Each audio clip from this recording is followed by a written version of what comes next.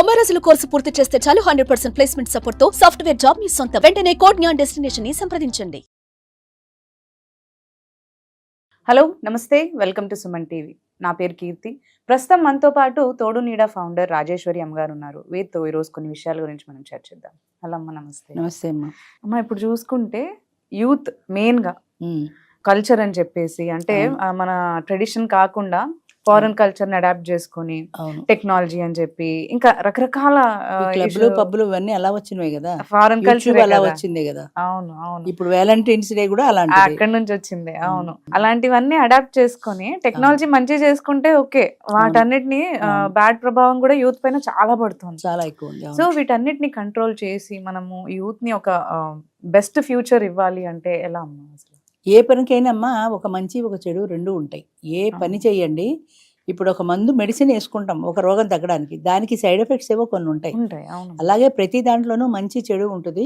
మనం మంచి మాత్రమే తీసుకోవడం మానవ లక్షణం. మనం చెడు ఎలా ఉందో చూస్తాం. ఇప్పుడు సినిమా ఉందనుకోండి, సినిమాలో హత్యలు, దోపిడీలు, రేపులు అన్నీ చూపించేస్తాడు. అన్నీ చూపించేసి లాస్ట్లో మాత్రం ఒక శిక్ష పడింది వాడికి చూపిస్తాడు. అంటే ఆ తప్పులు చేస్తే శిక్ష పడుతుంది. ఈ లాస్ట్ లైన్ వదిలేస్తారు. వదిలేసి వాడు దోపిడీ ఎలా చేశాడు, రేపు ఎలా చేశాడు, మర్డర్ ఎలా చేశాడు అవి చూసి నేర్చుకుంటారు. ఈ లాస్ట్ హీరో కూడా ఎవరు ఇదివరకు చెప్పాను ఇది ఇందులోనే అనుకుంటా, హరిశ్చంద్రుడు నీతి కథ విని నీకేమర్థమైందిరా అంటే స్టూడెంట్ ఏమన్నాడంటే, జీవితంలో చస్తే నిజం చెప్పకూడదు. నిజం చెప్పడం వల్ల కదా సత్య హరిశ్చంద్రుడు ఎన్ని కష్టాలు పడ్డాడు. అది నిజం చెప్పకపోతే పోయే కదా. అంటే వాడికి అలా అర్థమైంది. అంటే ఒక విషయాన్ని మనం చూసే దృక్పథాన్ని బట్టి ఉంటుంది, మన ఆలోచన విధానాన్ని బట్టి ఉంటుంది. ఇప్పుడు ఈ క్లబ్బులు పబ్బులు ఇవన్నీ ఫారెన్ కల్చర్ నిజమే, అందులో మంచిని ఎందుకు తీసుకోవడము? ఫేస్బుక్ ఉంది, ఫేస్బుక్లో చూడండి, ఒక మగవాడు ఒక అమ్మాయి ఫోటో పెట్టాడంటే అది మగ ఆడో తెలియదు కాబట్టి ఎన్ని వెళ్ళిపోతాయో వాడికి లైక్లు కొట్టమని. వయసుతో సంబంధం లేదు, అందంతో సంబంధం లేదు. ఫ్రెండ్షిప్ ఫ్రెండ్షిప్ ఫ్రెండ్షిప్ ఏం ఫ్రెండ్షిప్ అండి? ఇది తప్పు పట్టడం కాదు. ఫ్రెండ్షిప్ అనేది ఏ దగ్గర కూర్చుని హగ్ చేసుకుంటే కానీ ఫ్రెండ్షిప్ అవదా? అది మీరు మాట్లాడుకుంటే ఫ్రెండ్షిప్ అవదా?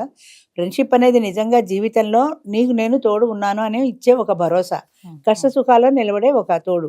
అది పోయింది. ఫ్రెండ్షిప్ పేరు చెప్పి పార్కుల్లో పబ్బుల్లో తిరిగి వ్యాలంటైన్స్ డే పేరు చెప్పి ఇష్టం వచ్చినట్టు వెళ్ళిపోయి ఒక్క రూమ్ ఖాళీ ఉండదు హోటల్స్కి వెళ్తే వ్యాలంటైన్స్ డే రోజు. ఒకసారి ఇప్పుడు ఆ రోజు వ్యాలంటైన్స్ January 1 అని వెళ్తే హోటల్కి వెళ్తే ఒక్క హోటల్లో ఖాళీ లేదండి. అంతా ఎక్కడ చూడు యూతే, ఎక్కడ చూడు యూతే. అసలు రాత్రి 10 గంటలకి ఇలా తిరగడానికి మీ పేరెంట్స్ పర్మిషన్ ఎలా ఇచ్చారు? పర్మిషన్ డబ్బులు ఎలా ఇచ్చారు? మీరు హోటల్లో తిరగాలంటే డబ్బులు కావాలి కదా, పార్టీ చేసుకోవాలంటే డబ్బులు కావాలి కదా, ఎట్లా ఇస్తున్నారు? నేను తప్పు పడడం కాదు, మీరు డబ్బులు ఇచ్చేసి పిల్లలకి హాయిగా జల్సా చేయమని ఇచ్చిన తర్వాత అది తప్పు వాళ్ళది కాదు. వాళ్ళ వయసులో సరదాలు ఉంటాయి వాళ్ళకి, కానీ మనం కూడా దాన్ని కంట్రోల్ చేయాలి కదా. ఫ్రీడమ్ నుంచి మనం చెప్పాలి కదా. ఫ్రీడమ్ ఎంతవరకు? There are certain limits. ఫ్రీడమ్కి కూడా కొంతవరకు లిమిట్ ఉంది. ఫ్రీడమ్ పేరు చెప్పి తప్పు చేస్తే అది ఫ్రీడమ్, దాన్ని దుర్వినియోగం చేసుకోవడమే కదా, అది స్వేచ్ఛ అవుతుంది. ఫ్రీడమ్కి స్వేచ్ఛకి కూడా తేడా ఉందమ్మా. స్వతంత్రం వేరు, స్వేచ్ఛ వేరు. నువ్వు బ్రతకడానికి స్వతంత్రం కావాలి, కానీ విచ్చలవిడిగా తిరగడానికి దాన్ని స్వేచ్ఛ అంటారు. అంటే నీకు ఒక బ్యారియర్ ఉంటుంది, ఒక గోడ ఉంటుంది, ఒక అడ్డుగోడ ఉంది, దానికి దాటితే స్వతంత్రం. నీ స్వతంత్రం నీకు ఉండాలి, కానీ స్వతంత్రం పేరు చెప్పి స్వేచ్ఛగా క్లబ్బులకి పబ్బులకి తిరిగితే ఏమవుతుంది? ఆ స్వేచ్ఛను కంట్రోల్ చేయాల్సిన బాధ్యత పేరెంట్స్కి ఉంది. తర్వాత చిన్నప్పటి నుంచే వాళ్ళ మైండ్లో మనము పూర్వం ఉండే ఇవన్నీ నీతి కథలు, దానిపై చందమామ, బాలమిత్ర, మిత్రలాభం, మిత్రభేదం ఇలాంటి కథలు పాఠ్యాంశాల్లో కూడా ఉండేవి.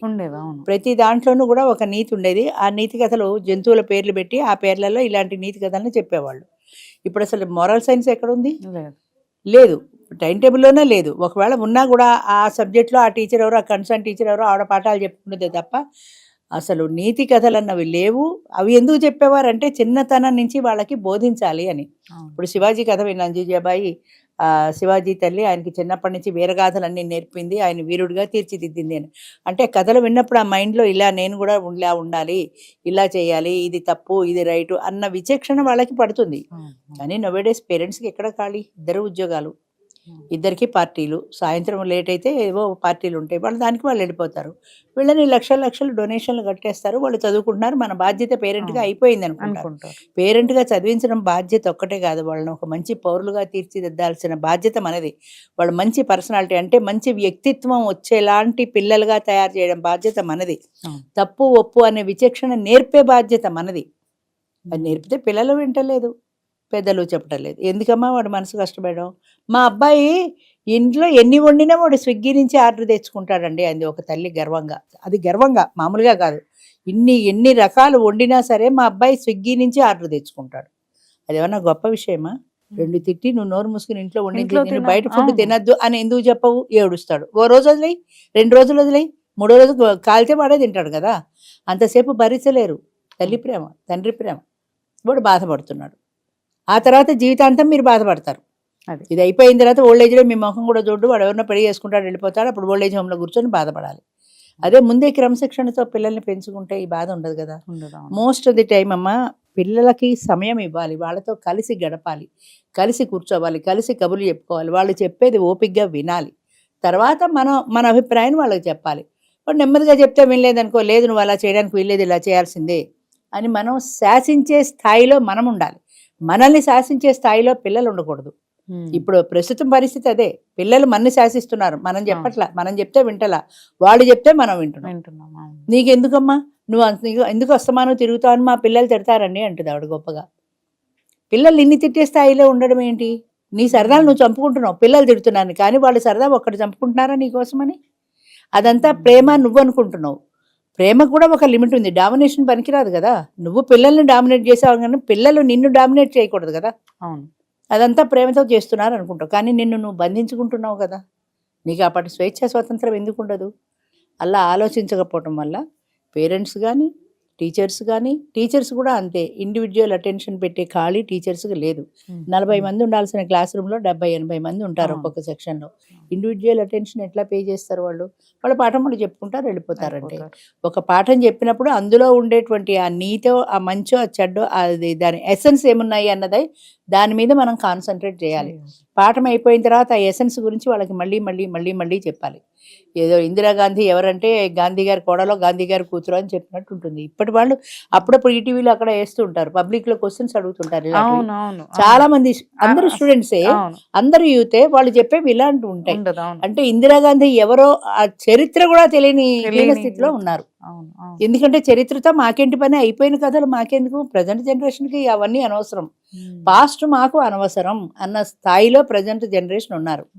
కానీ దాని నుంచే మనం పాఠాలు నేర్చుకుంటున్నాము, దాని నుంచే మనం నీతి నేర్చుకుంటున్నాము అన్న ధోరణి లేదు. అంచేత ఎప్పుడు కూడా నీతి, నిజాయితీ, క్యారెక్టర్, వీటికి ఇంపార్టెన్స్ ఇచ్చిన వాళ్ళు ఎప్పటికైనా ముందుకెళ్తారు.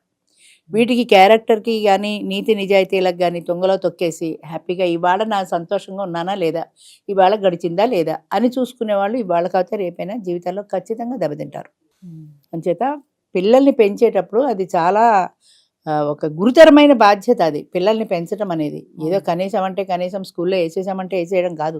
లక్షల డొనేషన్లు పెట్టి స్కూల్లో చదివించినా సరే మీ బాధ్యత మీకుంటుంది. తల్లిగా తండ్రిగా మీ బాధ్యత మీది. అది మనం పాటించాలి. అంటే వినడానికి కష్టంగానే ఉన్నా ఇది నిజం. అది మనం సక్రమంగా పెంచితేనే పిల్లలు పెరిగాక ఎట్లా పెరుగుతారో తెలియని రోజుల్లో మనమే వాళ్ళకి ఫ్రీడమ్ ఇచ్చేసి క్లబ్బులకి పబ్లకి హాయిగా మీ ఇష్టం వచ్చినట్టు తిరగండిరా అంటే వాళ్ళు తప్పుడు దారే పడతారు. వయసు వేడి అలాంటిది. అంచేత ఆ వయసులో వాళ్ళు తప్పు చేస్తారని 1000 కళ్ళతో మనం చూసుకుంటూ ఉండాలి. చూసుకోకపోతే దాని ఫలితాన్ని రేపు పొద్దున మనమే అనుభవిస్తాం. అది మనతో పోదు కదా. మన నుంచి సమాజం నుంచి దేశం. మరి ఈ యూత్ కంట్రోల్ చేయాలంటే ఎవరు చేయాలి? పేరెంట్స్, టీచర్స్ కాక. అంచేత తప్పనిసరిగా పేరెంట్స్ బాధ్యత అది తీసుకోవాలండి. వాళ్ళు తప్పు చేశారు అంటే ఆ తప్పు మనదిగా మనం బాధపడాలి. అయ్యో ఆ తప్పు కారణం నేనే నా పిల్లాన్ని సక్రమంగా పెంచుకోలేదు, అంచేత వీడి తప్పు చేశాడన్న బాధ మనకి లేదు.